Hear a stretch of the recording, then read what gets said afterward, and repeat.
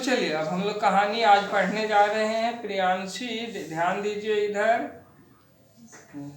CBSE board class 9 के moment book से लिया गया है ये कहानी। तीसरी कहानी है ये, ईश्वरन द स्टोरी टेलर।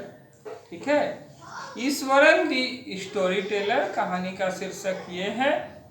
तो ईश्वरन एक व्यक्ति का नाम है, ठीक है, और द स्टोरी टेलर यानी कहानी कहने वाला।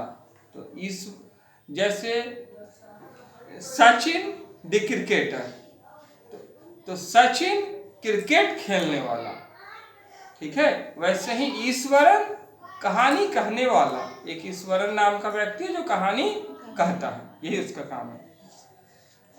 अब इसके बारे में हम लोग विस्तार से जानते हैं। ठीक है, कहानी का टाइटल क्लियर है, Eswaran the story teller.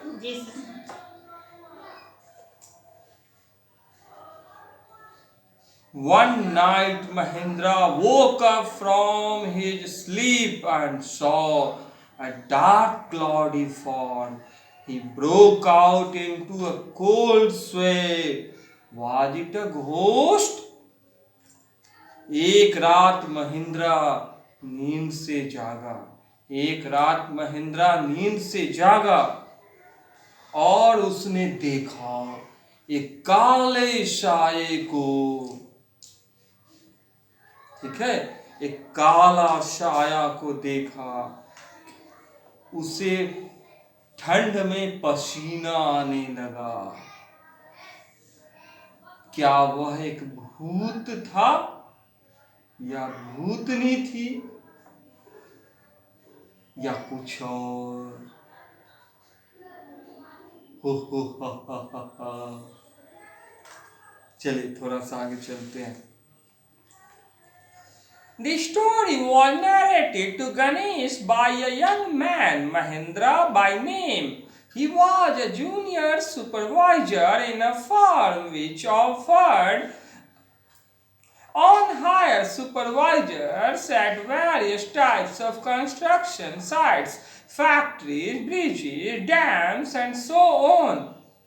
Mahendra's job was to keep an eye on the activities at the work site. He had to keep moving from place to place every now and then, as ordered by his head office. From a coal mining area to a railway bridge construction site. From there, after a few months, to a chemical plant which was coming up somewhere. He was a bachelor, his needs were simple, and he was able to adjust himself to all kinds of odd conditions, whether it was an ill-equipped circuit house or a makeshift canvas tent in the middle of a stone quarry. But one asset he had was his cook. Ishwaran the cook was quite attached to Mahendra and followed him uncomplainingly wherever he was posted.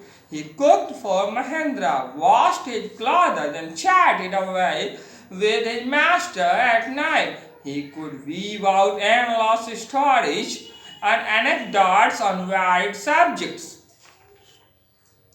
देखिए बाबू, ये जो कहानी है ना, ये कहानी महिंद्रा सुना रहे। कौन सुना रहे ये कहानी? महिंद्रा। जैसे अभी अशोक सर आपको सुना रहे, वैसे ही महिंद्रा ये कहानी सुना रहे अपने दोस्त गणेश को। किसको सुना रहे? महिंद्रा एक युवा व्यक्ति है, ठीक है। वो एक जूनियर सुपरवाइजर थे एक फर्म में। उनको हायर करना था सुपरवाइजर्स को, ठीक है, विभिन्न प्रकार के निर्माण स्थानों के लिए, ठीक है, जहां जहां पे निर्माण कार्य होते हैं। जैसे कहीं पे फैक्ट्री लगाना है तो उसके लिए एक सुपरवाइजर चाहिए, ठीक है, और कहीं पे ब्रिज बनाना है, ठीक है, पुल बनाना है तो वहाँ पर एक सुपरवाइजर चाहिए। सुपरवाइजर का काम है देखभाल करना, कितना माल आया कितना माल गया, इस पर निगाह रखना। ठीक है। शादी विवाह में अक्सर आप देखते होंगे कि काम काज के लिए, सामान का देखभाल करने के लिए एक औरत को या एक पुरुष को नियुक्त कर दिया जाता है। ठीक है। वही निकाल करके सारा राशन देगी। ठीक है। वैसे उससे कहते हैं सुपरवाइजर, जो देखभाल करे। सुपरवाइजर का काम ही यही है, सबका हिसाब किताब रखना। तो महिंद्रा कभी फैक्ट्री के लिए सुपरवाइजर को नियुक्त करता, तो कभी पुल के लिए, ब्रिज के लिए, कभी डैम के लिए। डैम कहते हैं बांध बनाना। ठीक है। बरसात के दिनों में पानी बहुत बढ़ जाती है तो बाढ़ ला सकती है, तो डैम बना देते हैं। तो डैम के लिए भी सुपरवाइजर नियुक्त करते हैं, और इसी प्रकार अन्य कार्य के लिए। महिंद्रा का काम था, चूंकि वो जूनियर सुपरवाइजर था, तो उसका भी काम था कि जो भी क्रियाकलाप हो रहा है सब पर निगाह रखना।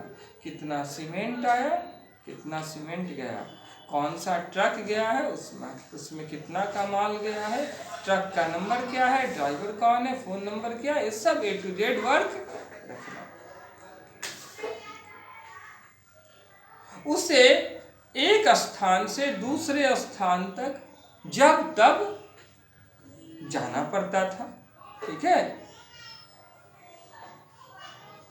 अब जो भी उसे ऑर्डर मिलता था हेड ऑफिस से, वो ऑर्डर का पालन करता था।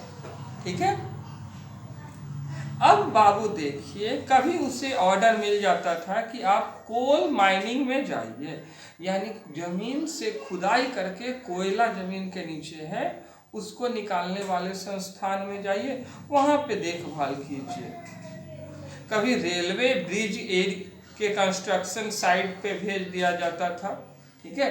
रेलवे का पुल बनता है, रेलवे लाइन देखे है ना, तो वहाँ पे भेज दिया जाता था।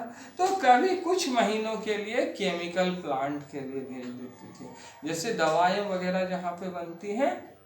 ठीक है। वहाँ भी फैक्ट्री लगता है दवा का, तो वहाँ पे भेज दिया जाता था। किसको भेज दिया जाता था? महिंद्रा को। महिंद्रा एक कुंवारा था। ठीक है। कभी सर भी थे, अब बेचारा हो गया। उसकी जरूरतें सीमित थी, जैसे आपके सर की भी कोई खर्चा नहीं है। चाय वगैरह तो पीते नहीं, सिगरेट वगैरह तो पीते नहीं, तो कोई खर्चा नहीं है। आपके सर का खर्चा है, पानी पीते हैं, खाना खाते हैं, बस वही, और थोड़े से साबुन भी है, थोड़े से शैम्पू भी है, ये सब खर्चे है। फेसवॉश भी है। उसके खर्चे सीमित थे, और वो स्वयं को हर प्रकार के विषम परिस्थिति में एडजस्ट कर लेता था, गुजारा कर लेता था। ठीक है। ऐसा नहीं है कि उसको एसी रूम ही चाहिए, जैसा मिला वैसा में गुजारा वो कर लिया। चाहे वो इल सर्किट हाउस हो या मेकशिफ्ट कैनवस हो, कहीं भी हो वो रह लेता था, टेंट उंट गाड़ करके, या फिर कभी पत्थर खोद करके निकालने वाली खदान हो, वहां भी रह लिया। लेकिन उसके पास एक दौलत थी, एक संपत्ति थी। वो दौलत उसके पास कौन थी? उसका रसोइया, महिंद्रा का रसोइया था ईश्वरन। उसके पास जो उसका खाना बनाने वाला था रसोइया, जिसका नाम था ईश्वरन, वही उसका एक संपत्ति था। दरअसल वो महिंद्रा के साथ बिना किसी शिकायत के रहता था। जैसे महिंद्रा कैसे में भी गुजारा कर लिया, वैसे ही वो तो एकदम उससे भी आगे था, कभी शिकायत करता ही नहीं था। अपने मालिक के प्रति वफादार था, जहाँ कहीं भी महिंद्रा जाते वो भी जाता, कहता मालिक हम भी मालिक। वो महेंद्रा के लिए खाना बनाता था, महेंद्रा के कपड़े भी धो देता था। इतनी तो पत्नी भी नहीं करती है जितना वो करता था। और रात में ना महेंद्रा, जैसे आपके सर जगते हैं ना, तो हमारे जो बगल वाले होते हैं वो सो जाते हैं, कोई भी हो, ठीक है। तो कोई 11 बजे सो जाते हैं, कोई 12 बजे सो जाते हैं। पढ़ाई भी कर रहे थे तो कहानी सुनाए थे ना, आज भी वही हो रहा है, वो सिलसिला कायम है। कोई 2 बजे सो जाते हैं। लेकिन ईश्वरन ऐसा था जो महेंद्रा के लिए एक संपत्ति था। महेंद्रा रात भर जगता तो वो भी रात भर जगते। वो रात भर कहानियां सुनाते चले जाते, चाटते चले जाते, अब वो चटाते चले जाते। हाँ हाँ, चलो रसोईया जहां तक चाटते चल सको, है ना।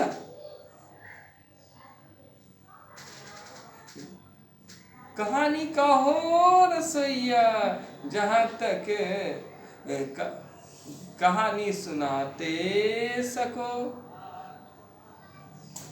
अब महेंद्रा जो है कहानी स्वेटर बुनते हुए महिलाओं को देखे होंगे, वैसे ही महेंद्रा भी कहानी गढ़ते रहता, कहानी गढ़ते रहता और उसके बीच में टीका टिप्पणी भी थोड़ा सा निकाल लेता। एक सुंदर लड़की थी सर, बिल्कुल खिलता हुआ गुलाब की तरह से। तो ये सुंदर लड़की कहानी और खिलता हुआ गुलाब टीका टिप्पणी, एनेक्डोट, अनेक विषय पे वो कहानी कहता। Iswaran also had an amazing capacity to produce vegetables and cooking ingredients seemingly out of nowhere in the middle of a desolate landscape with no shops visible for miles around. He would miraculously conjure up the most delicious dishes made with fresh vegetables. Within an hour of arriving at the zinc sheet shelter at the new workplace, Mahendra would be up early in the morning and leave for work after breakfast, carrying some prepared food with him. Meanwhile, Ishwaran would tidy up the shed, wash the clothes, and have only jolly bath, pouring several buckets of water over his head, muttering a prayer all the while. It would be lunchtime by then. After eating, he would read for a while before dozing off. The book was usually some popular Tamil thriller running to hundreds of pages. Its imaginative descriptions and narrative flourishes would hold Ishwaran enthralled. अब देखो कहानी में कुछ और मोड़ आता है, क्योंकि ये कहानी में मेन जो कैरेक्टर है वो तो ईश्वरन है, ईश्वरन दी स्टोरी टेलर। तो अब आगे चलते हैं। ईश्वरन के पास एक करिश्माई क्षमता थी, वो करिश्माई क्षमता भी थी ईश्वरन में, ठीक है। एक करिश्माई क्षमता भी थी ईश्वरन में जिससे हर कोई अचंभित रह जाता था। वो कौन सी करिश्माई क्षमता थी? मान लो कि यहाँ से लेकर के अगर जहाँ मसौरी तक कोई भी खाने का सब्जी का दुकान वगैरह नहीं है, थोड़ा रोक दीजिए। देखो ईश्वरन के पास एक कमाल की क्षमता थी बाबू। वो क्षमता थी कि ईश्वरन, मान लो आप यहाँ से मसौरी तक, ठीक है बाबू, कोई दुकान नहीं, मसौरी जाना है, ठीक है, और वहाँ से लाना है सामान खरीद कर, ठीक है। 10 किलोमीटर दूर, 15 किलोमीटर दूर, ठीक है, जाना है और वहाँ से सामान खरीद करके लाना है और फिर उसको खाना को बनाना है। सब्जी लाना है, चावल लाना है, दाल लाना है, एकदम दूर निर्जन है और वहाँ पे लाना है और खाना बना करके देना है, और वो भी सुबह में 7 बजते बजते, ठीक है, खाना रेडी हो जाना चाहिए 7 बजे। तो बाबू ये कैसे पॉसिबल है? एक इंसान अगर यहाँ से पैदल जाएगा, मान लो मसौरी, या 10 किलोमीटर पैदल जाएगा तो उसको जाते जाते ही बहुत सारा समय लग जाएगा। जाने में ही लग रहा है 3 घंटा, 2 से 3 घंटा, आने में भी 3 घंटा, और बाबू खाना बनाने में कम से कम 2 घंटा मान लो, तो 8 घंटे का काम वो कितना घंटा में कर रहा है? 1 घंटा में। ये कैसे हो सकता है बाबू? जाहिर सी बात है कुछ तो यहाँ, हाँ, मतलब वो चमत्कारिक तौर पर ये काम करता था। ऐसा तो कोई चमत्कार ही कर सकता है। दूर दूर तक निर्जन संस्थान है, जहाँ निर्जन जगह में वो ऐसा मैजिक कर दिया, उसे लगा ही नहीं कि वो निर्जन जगह में है, ठीक है, और बहुत ही स्वादिष्ट भोजन वो बना लेता था, वो भी ताजा ताजा सब्जी से, लगता था जैसे अभी आई है। देखिए देखिए,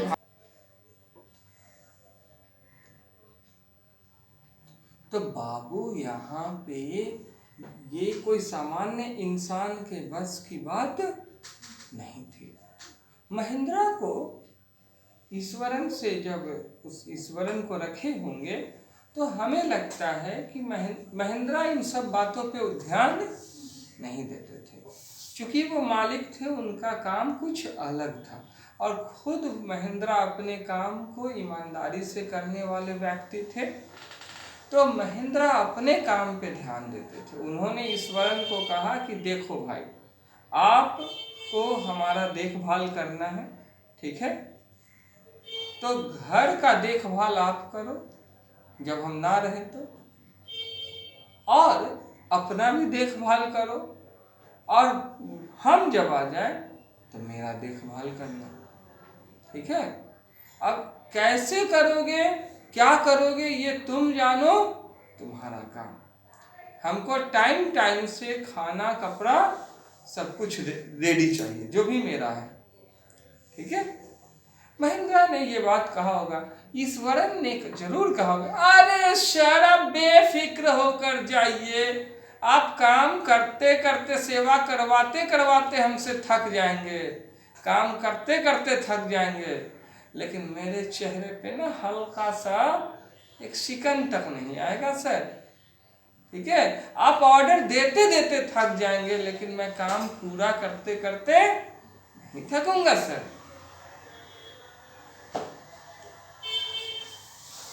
महेंद्रा सुबह में जल्दी उठ जाया करते थे, नाश्ता जल्दी कर लेते थे, और उसके बाद वो काम पर निकल जाते थे। ईश्वरन तब खुद को तैयार करने में लगता था।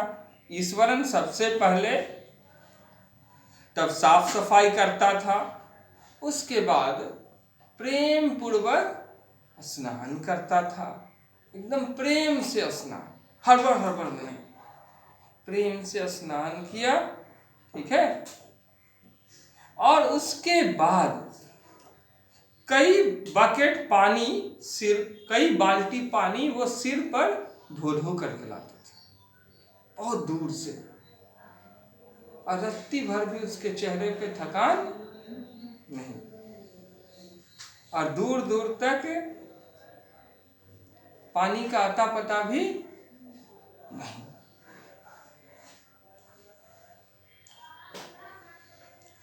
फिर वो जब स्नान करता बाबू,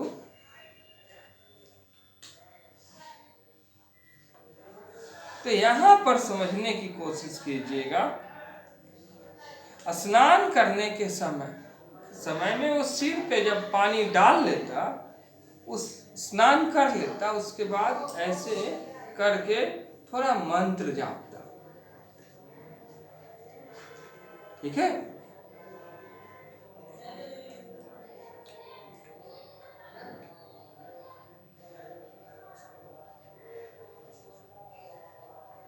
मंत्र जाप करने लगता।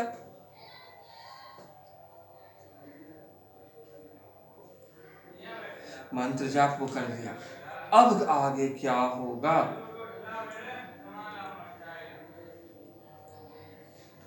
फिर जब लंच टाइम होता, वो खाना खा लेता लंच टाइम में, और खाना खाने के बाद बड़े प्रेम से किताब निकालता कहानी का। ठीक है, पहले तो वो खाना खा लेता, उसके बाद सो लेता।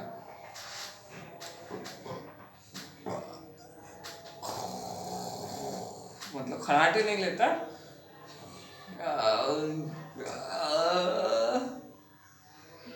सो लिया। सोने के बाद उठता और कहानी का किताब पढ़ता। ठीक है, वो दरअसल तमिल थ्रिलर स्टोरी पढ़ता था। ठीक है, तमिल की रोमांचक कहानियां वो पढ़ता था, जिसमें 100 पेज होते थे एक बार में, और वो 100 पेज एक बार में चट कर जाता था। मतलब खा नहीं जाता था, पढ़ लेता था। उसकी काल्पनिक जो वर्णन शैली थी ना, काल्पनिक विवरण करने की क्षमता थी, वो कमाल की थी, काफी उन्नत थी। शब्दों की कमी उसके पास नहीं थी, उन्नत। और बाबू ईश्वरन जो है ना, उस कहानी के लेखकों के लेखन क्षमता को देख करके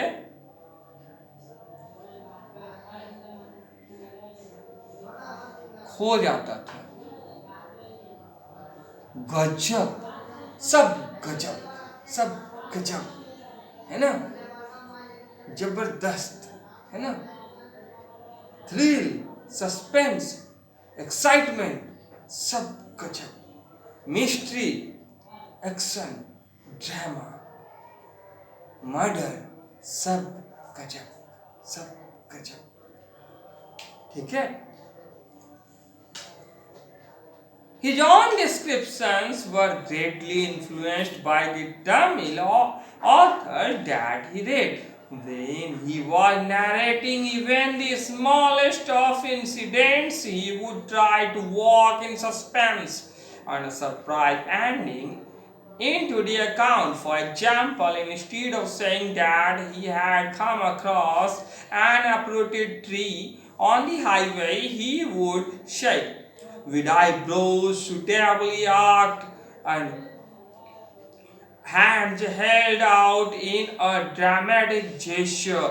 The road was deserted and I was all alone. Suddenly I spotted something that looked like an enormous bush beast lying sprawled across the road. I was half inclined to turn and go back, but as I came closer, I saw it was a fallen tree. With its dry branches spread out, Mahendra would stretch himself back in his canvas chair and listen to Ishwaran's tales uncritically. अब बाबू जिसके पास ज्यादा ज्ञान रहेगा, वो तो ज्यादा विस्तार से समझाएगा ही ना।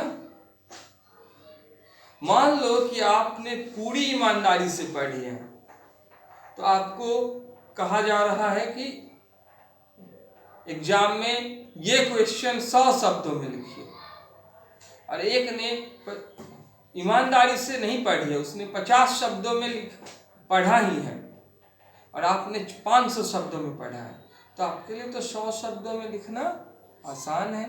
और जिसने 50 शब्दों में पढ़ा है उसके लिए लिखना कठिन है। वो 50 के बाद ढील खुजलाएगा, ढील निकल जाएगा तो लिखा खुजलाने लगेगा। ठीक है। लेकिन जो 100 शब्दों में पढ़े, 500 शब्दों में पढ़ा है, उसको उल्टा होगा। वो सोचेगा किसको कट करे और किसको लिखे, है ना। उसके लिए वो बड़ा नहीं छोटा है। तो ईश्वरन तो बहुत सारा स्टोरी पढ़ता था धुनी होकर के। तो जो पढ़ा है, जिसको ज्ञान है, वो तमिल, वो तो सुनाएगा भी वैसे ही ना कहानी। तो उसकी जो ईश्वरन की अपनी जो वर्णन करने की क्षमता थी, वो बहुत ज्यादा प्रभावित थी तमिल लेखकों से जिसे वो पढ़ता था।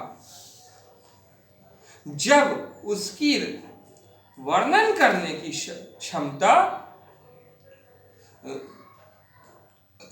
प्रकट होती तो वो छोटी से छोटी घटना को भी विस्तार से समझाता। ठीक से बैठिए, मनोबल टूटता है। आपको स्वयं छोटी छोटी बातें हैं, इसका ज्ञान होना चाहिए।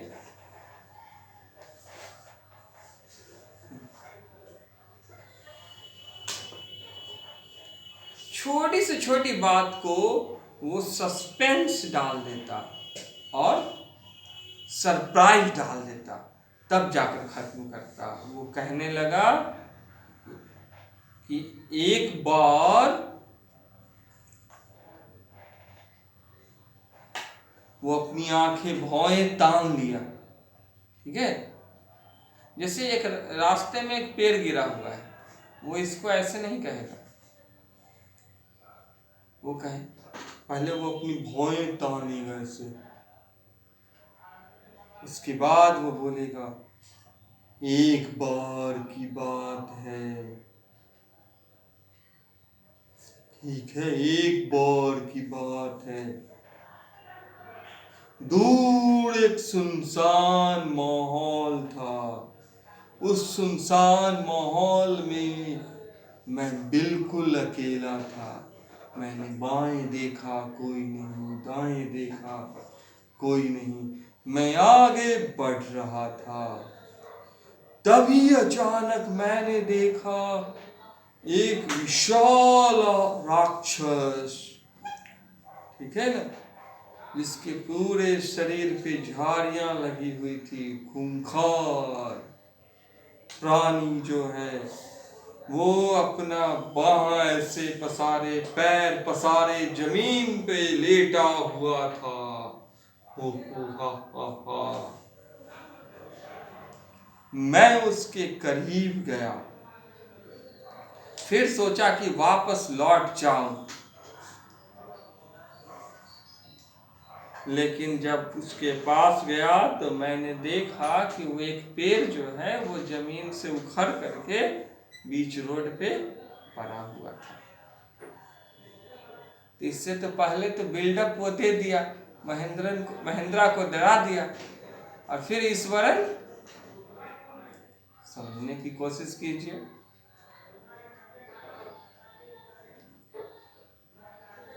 फिर ईश्वरन जो है वो पहले तो महेंद्रा को बिल्डअप दे दिया, और उसके बाद ईश्वरन नॉर्मल ढंग से एंड कर दिया। तो महेंद्रा को लगा हाँ, खोदा पहाड़ निकला।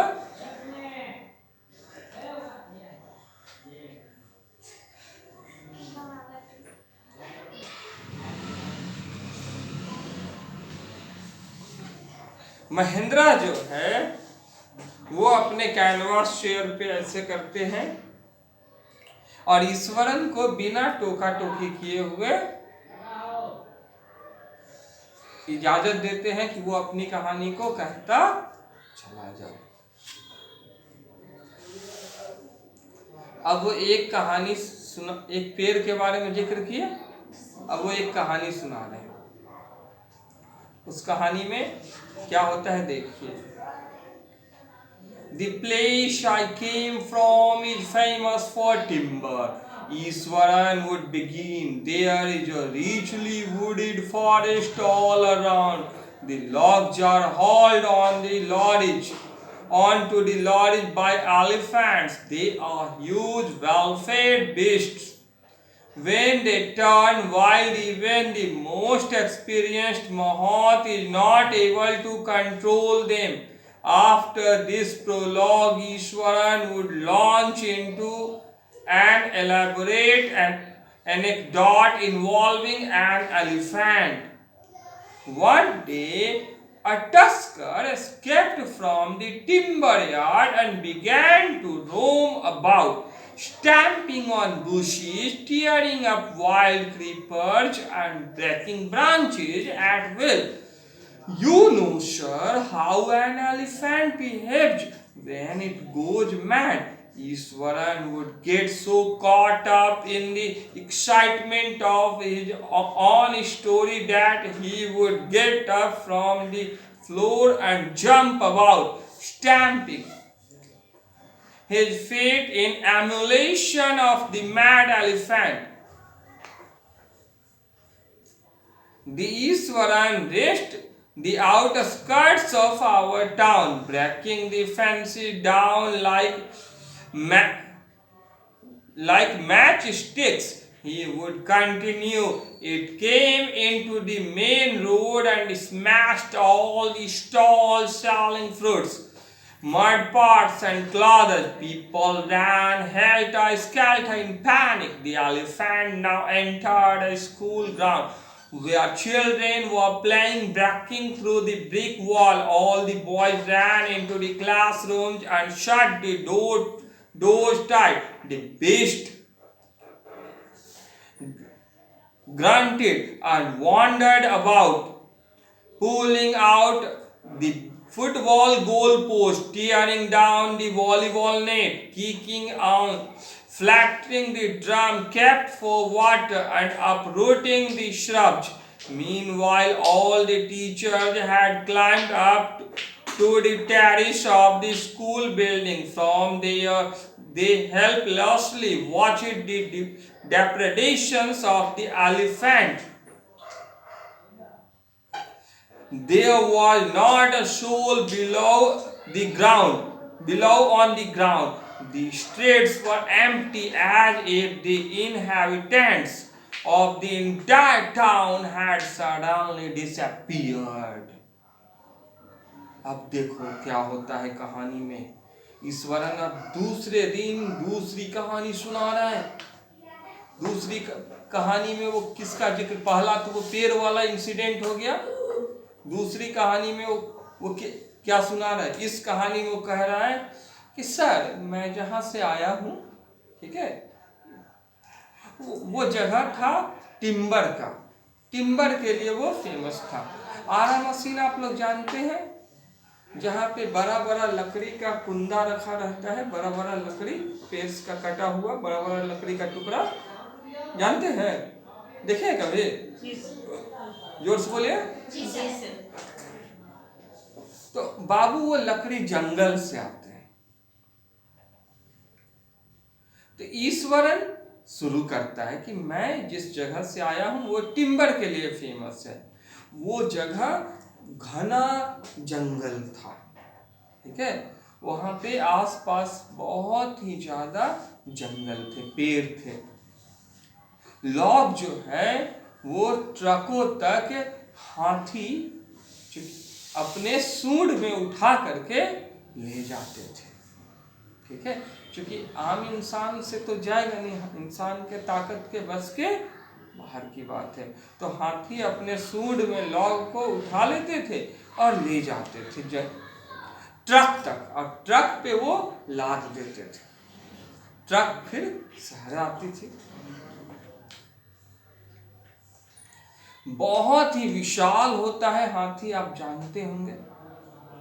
हाथी बाबू जब एक बार पागल हो गए, ठीक है, उनका दिमाग का स्क्रू एक बार अगर ढीला हो गया, एक बार जब हाथी की सटक गई ना बाबू, कहें तो अच्छा से अच्छा अनुभवी महौत या महावत यानी हाथी का जो देखभाल करने वाला होता है, ठीक है, हाथी का जो मालिक होता है वो भी उसको काबू में नहीं कर सकता।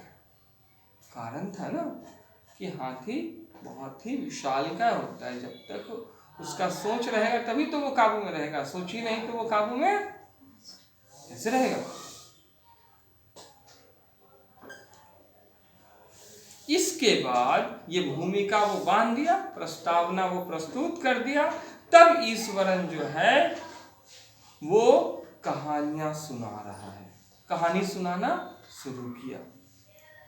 बोला एक दिन की बात है सर, एक टस्कर यानी एलिफेंट यानी हाथी जो है वो टिम्बर यार्ड से भाग निकला, ठीक है, और इधर उधर भटकने लगा। उसकी सटक गई थी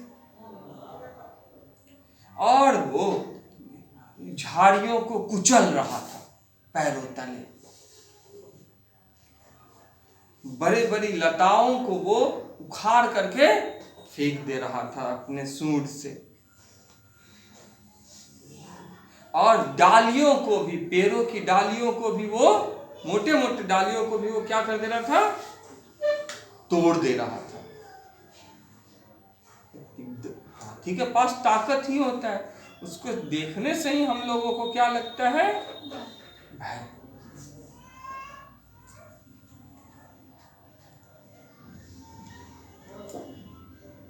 आप तो जानते ही हैं सर हाथी जो है कैसा बिहेव करता है अगर वो पागल हो गया तो। अब महेंद्रा इमेजिन करने लगता, कहते बात तो सही कह रहा है, हाथी पगला गया तो फिर वो किसका सुनता है। ये पहले भी वो बात बोल चुके थे, जना चुके थे। ईश्वरन आगे कहता है, अब रोमांच में आ गया कि मालिक तो मेरे गिरफ्त में है, तो रोमांच में आकर के वो कहता है इस कहानी को, लेकिन कहने से पहले ऊपर से ऐसे करके उछल करके खड़ा हो जाता है, जंप मारता है एक्साइटमेंट, और रोमांच में आ करके वो कहता है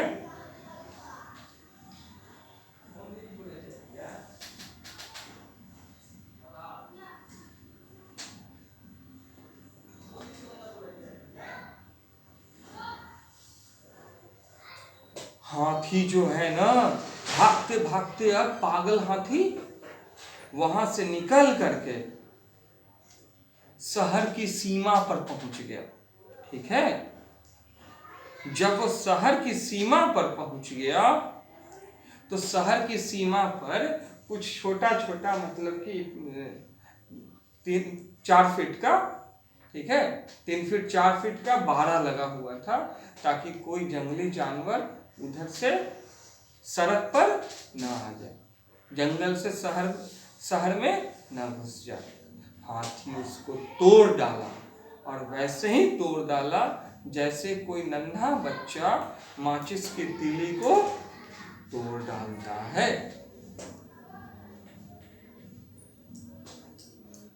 आगे वो बोला, अब वो मेन रोड पे आ चुका था।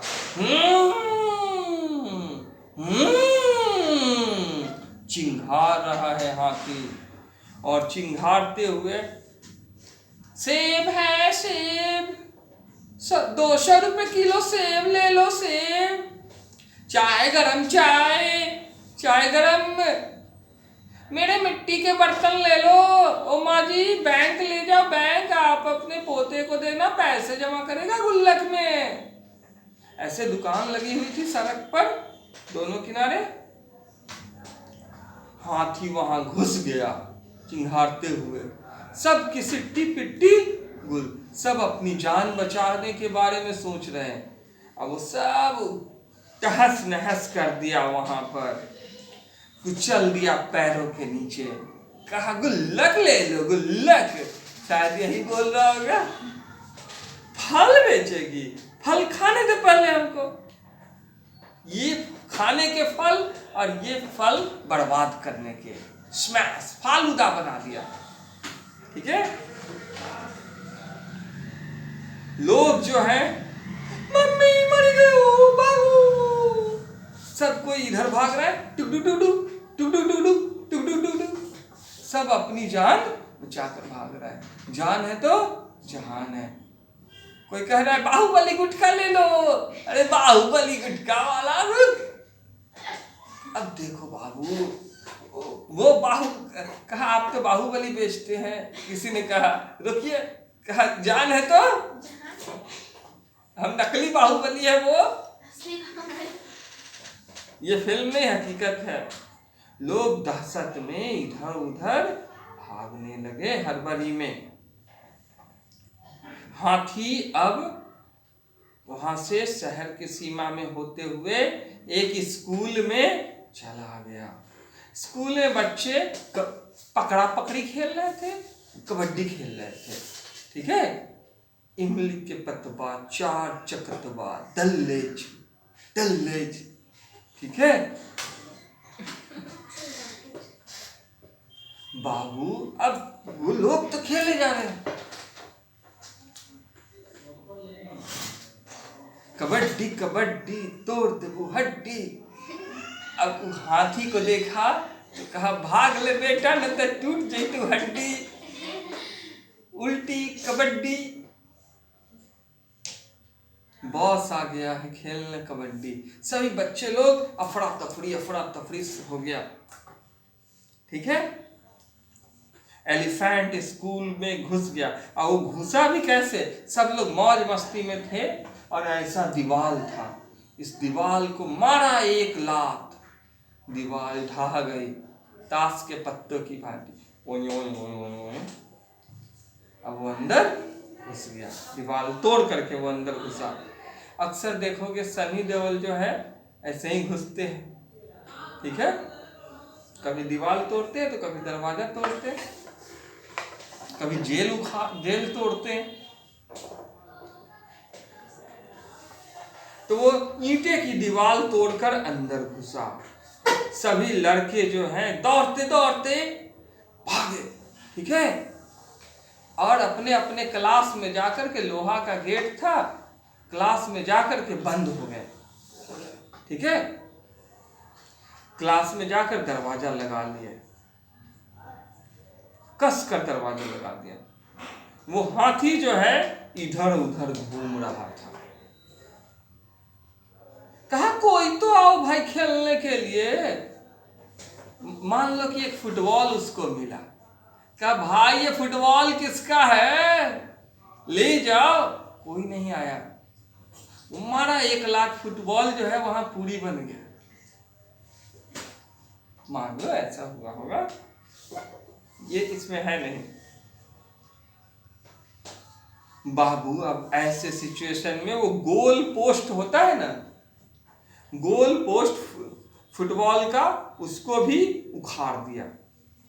वॉलीबॉल का ऊपर में नेट होता है, ऐसे करके डाला जाता है, ठीक है, वो नेट भी सूंड ऊपर बढ़ा करके, जब कोई है ही नहीं तो क्यों रहेगा, कोई खेलने आ नहीं रहा है। उसके बाद कभी इधर लात, बहुत सारा बाल, ड्रम में पानी रखा हुआ था भर करके, तो ड्रम में बहुत सारा पानी था, उसको एक लात मारा, ठीक है, पानी पूरा नीचे गिर गया। एक लात फिर मारा तो ड्रम जो है ना वो गोल था, चौरस हो गया, पिचका दिया, एकदम सपाट कर दिया। उसको देखकर ओए ओए ओए, किसी को लगा ही नहीं होगा कि ये कभी गोल होगा।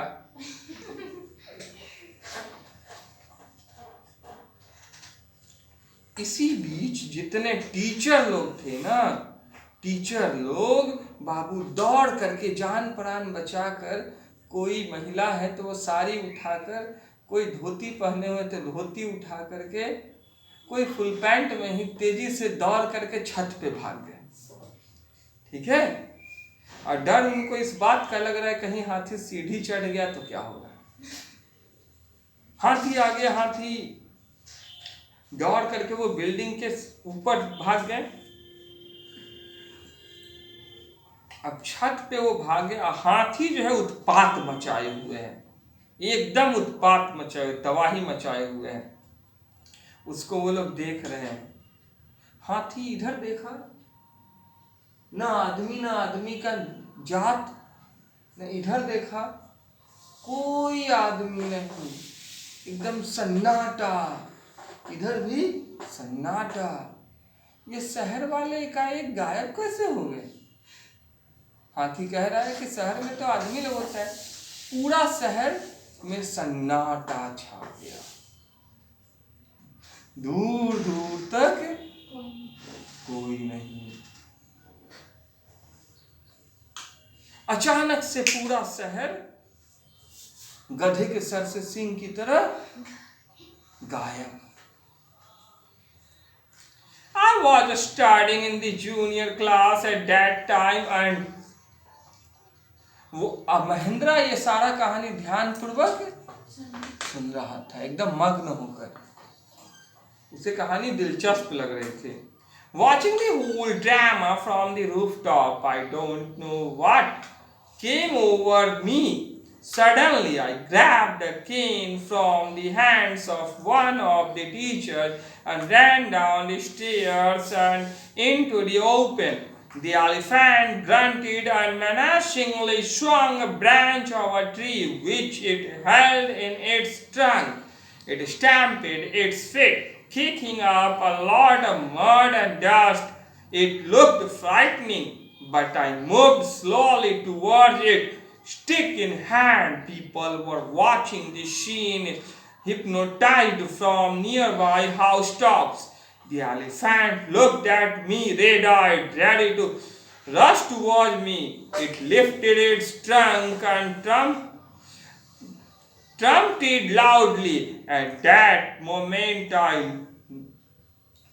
moved forward and, mustering all my force, whacked its third tunnel on the quick.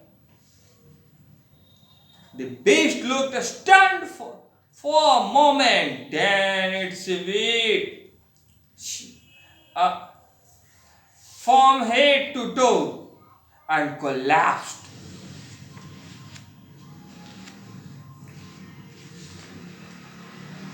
ये कह रहे हैं कि उस समय मैं जूनियर क्लास में पढ़ता था, चौथा पांचवा क्लास में ये पढ़ते थे उस समय, ठीक है। और ये कह रहे हैं कि ये सारा ड्रामा जो है ना, नाटक, ये छत के ऊपर में एक छोटा सा, ठीक है, छत होता है, ठीक है, ऊपरी मंजिल पे जाकर ये खड़ा हो गए और वहां से ये सारा ड्रामा ऐसे करके एकदम पीछे हाथ धर करके एकदम खड़ा था, शेर की तरह तन करके हाथी का सारा लीला देख रहे थे। ठीक है, 8 साल का लड़का होगा, 10 साल का लड़का होगा, ठीक है, 8-10 साल का लड़का मुश्किल से होगा। वो लड़का उस समय में सारा ड्रामा देख रहे थे। ये अचानक इनके दिमाग में पता नहीं क्या आया और ये जल्दी से गए, छत से जंप मारे, मतलब छोटा जो ऊंचाई पे था थोड़ा सा, उससे जंप मारे और टीचर को बोले, जो छत पे पहले से ही थे, बोले, सर आप खाली ज्ञान ही देते हैं बहादुरी का, शायद ऐसा कुछ बोलेंगे, लाइए छड़ी, आपसे कुछ नहीं हो रहा है तो एक बदमाशी कर रहा है, आप लोग देख रहे हैं। वो कहे, हाथी तेरी तो, शायद मन में ये सोचे होंगे, और जल्दी से वो नीचे आने लगे। हाथी जो है इधर अपना उत्पात मचा रहा है, कोई है, किसने माँ का दूध पिया है, सामने आओ, मेरे सामने आओ। सारा शहर खाली हो गए, चूहे लोग बसते हैं क्या यहाँ पर? अब वो कहा, अब वो शायद सोच रहा है, नन्हा बालक, मैं आ रहा हूं हाथी, पागल हाथी, मैं आ रहा हूं। अब वो तबाही मचा रहा है, कोई तो आओ। ठीक तभी ऐसा होता है कि वो सीढ़ियां धड़ा सब लोग, ए बच्चा मत जाओ, ए बच्चा हो तुम मत जाओ, कुछ हो जाएगा, ऐसे बोल रहे हैं। जब एलिफेंट उसके सामने आया और वो एलिफेंट के सामने आए। तो उस समय में बाबू एलिफेंट ने चिंगार मारी, जोर से चिंगार मारी। तो वो बच्चा उसको गौर से देखा और सख्त निगाह से देखा।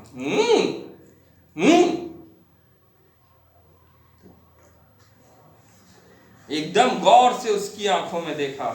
एलिफेंट को कुछ समझ में नहीं आया। उसने एक पेड़ उखाड़ लिया और उखाड़ करके गिरा दिया। देखो मेरी ताकत। कहा बेवकूफ, पढ़ा लिखा नहीं है, ऑक्सीजन नहीं मिलेगा तो मर जाएगा। शायद वो बच्चा मन में सोचा। थोड़ा आगे चलते हैं।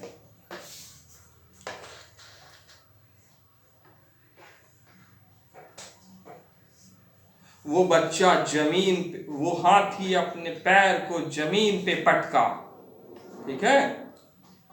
अब बहु जमीन पे जैसे ही हाथी पटका पैर को, बहुत सारा जमीन का कीचड़ जो है ऊपर उठ गया, उछल गया। धाम धाम। लेकिन वो बच्चा उसे देखकर थोड़ा देर के लिए डर गया कि अरे तो बहुत बड़ा है। पर वो बच्चा उसकी ओर बढ़ा, डरा नहीं, उसकी ओर बढ़ा। अब वो हाथी सोच में पड़ गया, क्या करूं भाई कि इसे डराओ।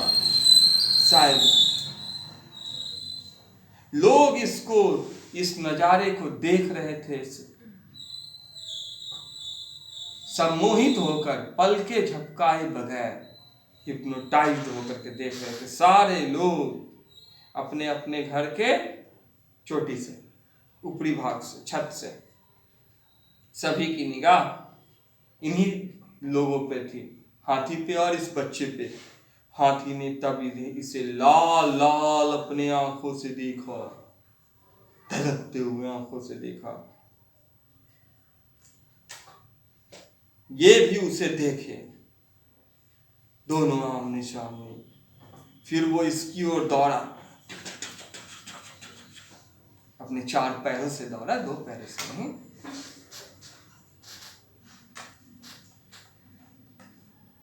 अपना सूंड उठा लिया, जोर से चिंघाड़ते हुए दौड़ा। तभी ये भी दौड़े, ठीक है। बहुत समझ बूझकर हाथी की ओर दौड़े। हाथी इसकी ओर दौड़ रहे, ये हाथी की ओर दौड़ रहे, हाथी इसकी ओर दौड़ रहे, ये हाथी की ओर दौड़ रहे। सभी की सांसें बंध गई कि अब क्या होगा। तभी इस लड़के ने वो बेत जो लिया था ना, उसको हाथी के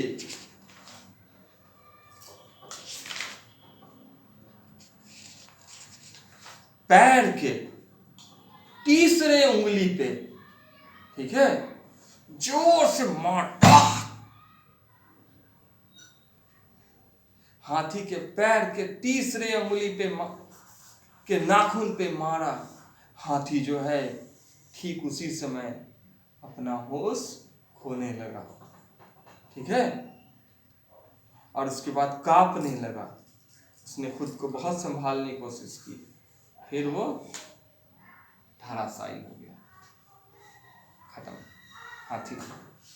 At this point, Ishwaran would leave the story unfinished and get up mumbling, I will be back after lighting the gas and warming up the dinner.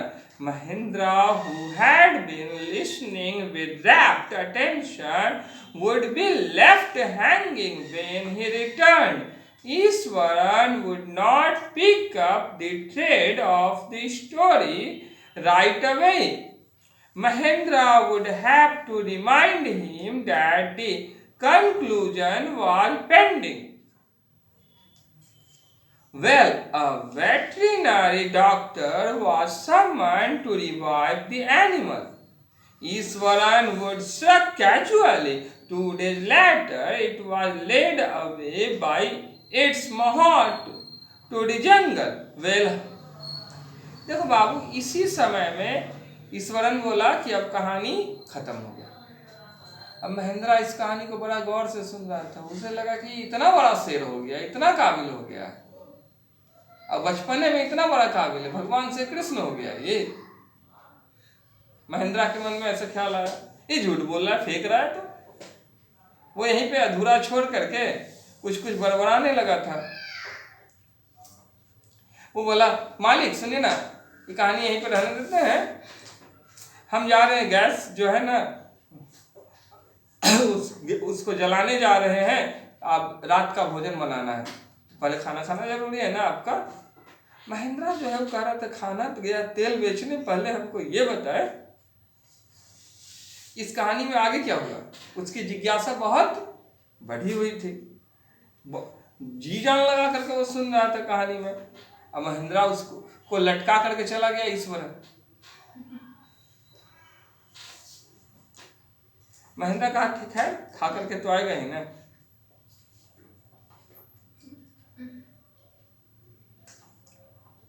Eswaran वैसे ही उसको अनदेखा करके जा रहा था। तभी जब वो आया तो महेंद्रा कहा कि उसे पूरा करो जो कहानी बीच में छोड़ दिए थे। अच्छा वो कहानी सर, उसमें रखा क्या, जानते हैं सर, वो कहानी में एक डॉक्टर आया जानवर को देखने वाला, हम ही तो लुटकाए थे उसको। तो एक जानवर को देखने वाला डॉक्टर आया, वो उसका इलाज किया और क्या, और बुलावा भेजा जो जानवर को देखभाल करता है।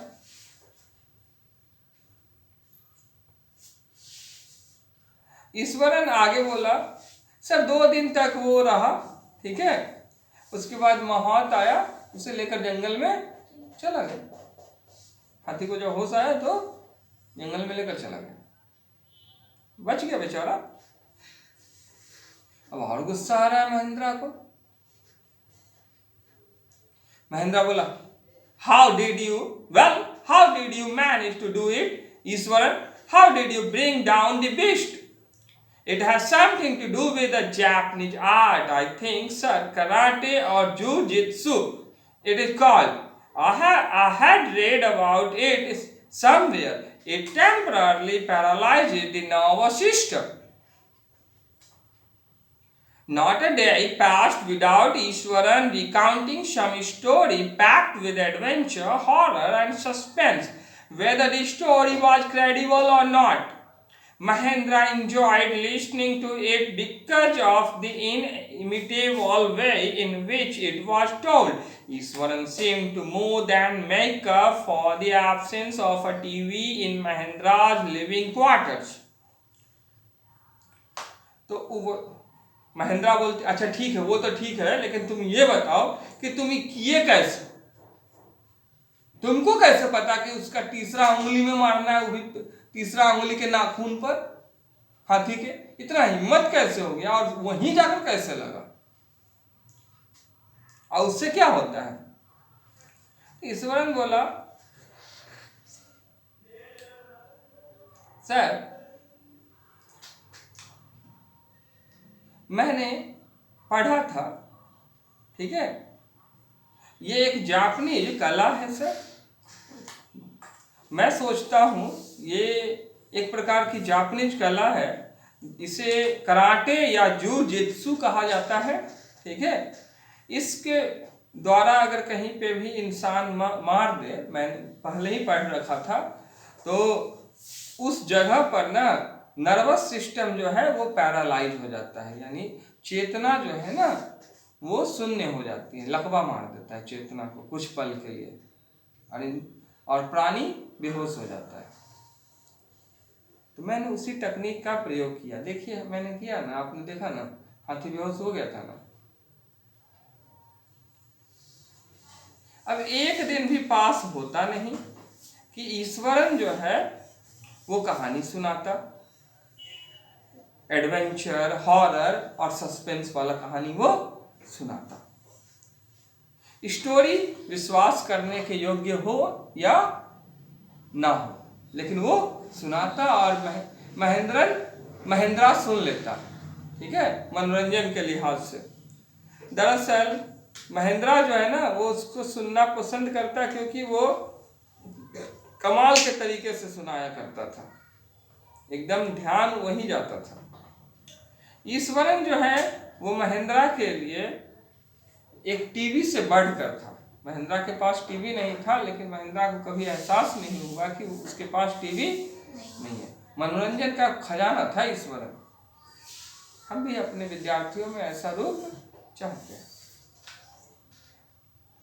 एक सुबह की बात है, जब महेंद्रा जो है वो ब्रेकफास्ट कर रहे थे, तो मतलब ब्रेकफास्ट करने वाले थे, तो उनसे पूछा गया कि सर आज क्या ब्रेकफास्ट कर रहे थे, तो उस समय उनसे पूछा गया कि सर आज क्या बना है, खाने आज रात के भोजन में क्या बना है। तो किसने पूछा? ईश्वरन ने पूछा, जब वो नाश्ता कर रहे थे। तो उसने आगे कहा, क्या हम आज कुछ खास किस्म का भोजन रात में बना सकते हैं सर? दरअसल आज ना एक बहुत ही पावन दिन है। परंपरा के अनुसार हम लोगों को विभिन्न प्रकार के स्वादिष्ट पकवान आज बनाने चाहिए और उन्हें भोग लगाने चाहिए हमारे मरे हुए पूर्वज लोगों की आत्मा को आज, है ना सर? क्योंकि आज उन्हीं को भोग लगाने वाला दिन है। ठीक है, यानी पूर्वजों की पूजा का, पूर्वजों की आत्मा को का पूजा का दिन है आज। That night, Mahendra enjoyed the most delicious dinner and complimented Iswaran on his culinary skills. He seemed very pleased, but unexpectedly launched into a most garish account involving the supernatural. You know, sir, this entire factory area we are occupying was once a burial ground.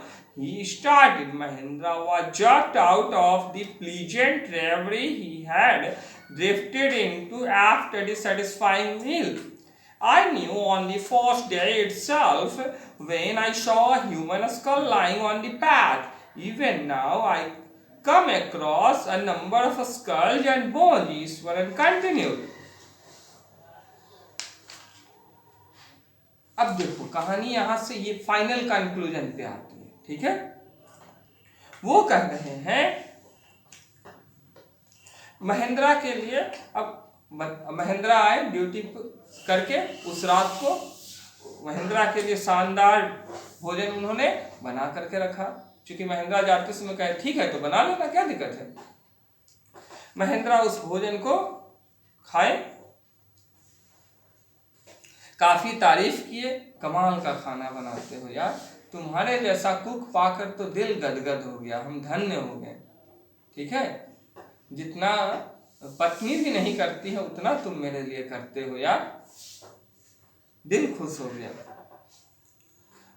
वो बहुत खुश थे, महेंद्रा ईश्वरन से बहुत खुश थे, लेकिन उनकी सारी खुशी अचानक से ही बदल गई गड़बड़ी में। ऐसा लगता है दूध में किसी ने जोरन डाल दिया। जब बात आई सुपर नेचुरल पावर की, भूत प्रेत की, ईश्वरन कहते हैं आपको पता है सर, आप जानते हैं सर, ये जो पूरा का पूरा फैक्ट्री का एरिया है ना, जहाँ पे अपनी फैक्ट्री खड़ी है, किसी जमाने में सर ये कब्रिस्तान हुआ करती थी। अब वो बोलना शुरू किया, महेंद्रा का दिमाग घूम गया, कहा यार हम कितना खुश थे। महेंद्रा जो है वो कहा कि इतना अच्छा खाना खिलाया, हम ख्वाबों की दुनिया में मशगूल थे कि अब कोई बढ़िया कहानी सुनाएगा ईश्वरन, क्या लगा करके बैठ गया, फिर मूड खराब करेगा लगता है। वो इतना अच्छा खाना खाया, सोचा कि गहरी नींद लेंगे हम।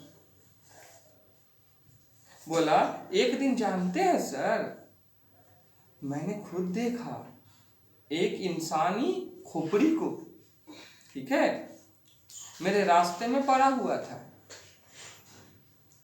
यहाँ तक कि मैंने कई सारी खोपड़ियों को देखा है यहाँ पर, ठीक है, खोपड़ी खोपड़ी देखा है, और हड्डियां भी देखी हैं हाथों और पैरों की, फेफड़ों की। ईश्वरन रुक ही नहीं रहा था, बोलते ही चला जा रहा था, और बताऊं सर।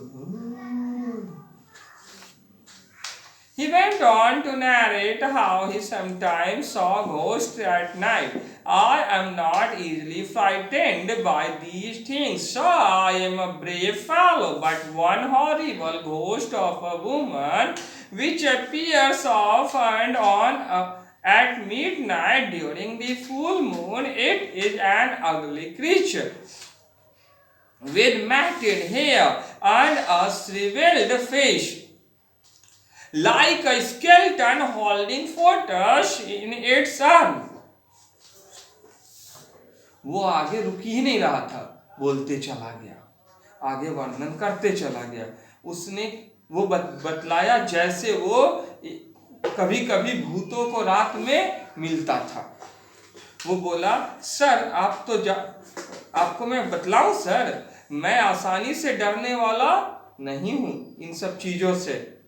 सर मैं खुद ही बहुत बहादुर इंसान हूं सर, लेकिन एक ड्रावनी औरत थी ना, वो उसे मैंने देखा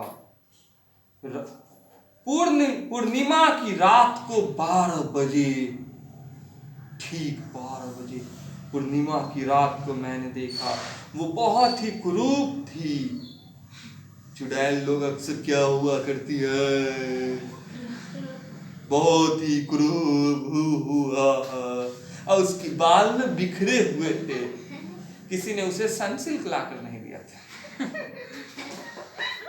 आपस में उलझे हुए थे, और उसके फेस ना मुरझाए हुए थे, ऐसी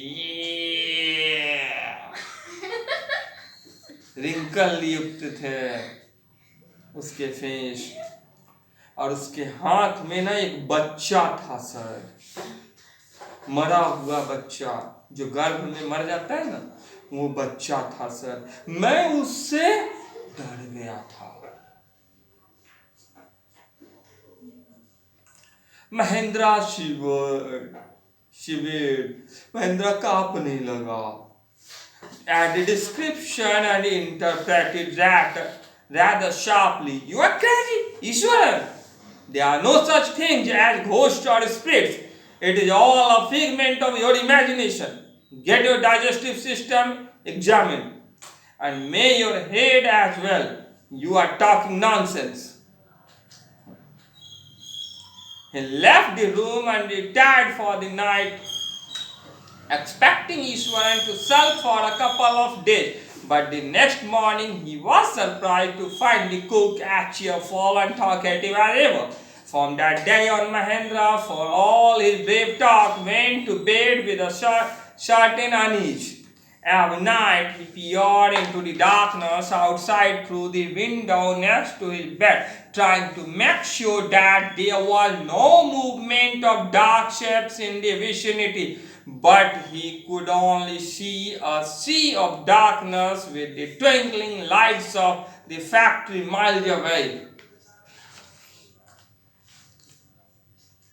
महेंद्रा कांपने लगा इस वर्णन को सुन करके, और बीच में ही रोक दिया, झिझकते हुए तेजी से। तुम्हारा दिमाग खराब हो गया ईश्वरन, ऐसा कुछ नहीं होता है, ये भूत होता है, आत्मा होता है, ये कुछ नहीं है, ये सिर्फ तुम्हारे